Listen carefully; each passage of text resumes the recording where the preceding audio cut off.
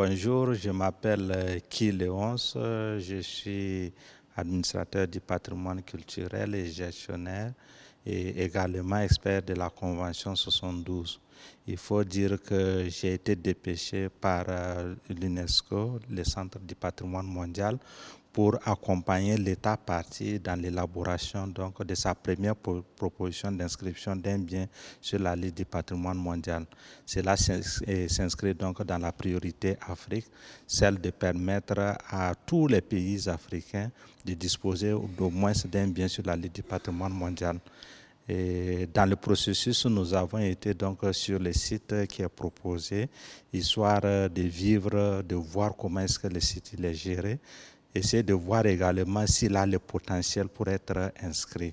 Donc après les sorties de terrain, nous sommes actuellement en salle, histoire de voir comment est-ce que dans l'élaboration de la candidature, l'ensemble des parties prenantes puissent donc participer au processus. Il faut dire que l'UNESCO tient toujours à un aspect qu'une candidature implique les acteurs parce que la gestion d'un bien incombe à plusieurs secteurs. Donc c'est dans ce cadre que nous avons plusieurs, à savoir presque tous les ministères du Djibouti qui ont des représentants et y compris des acteurs de la société civile. Donc c'est très important et nous remercions l'État parti d'avoir pris cette disposition.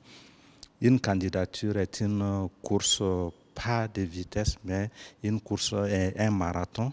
Et nous souhaitons donc que l'engagement qui a commencé puisse perdurer, continuer, parce qu'après l'inscription aussi, les mêmes efforts, mobilisation des ressources humaines, mobilisation des ressources techniques est nécessaire pour que les biens soient maintenus sur la liste du patrimoine mondial.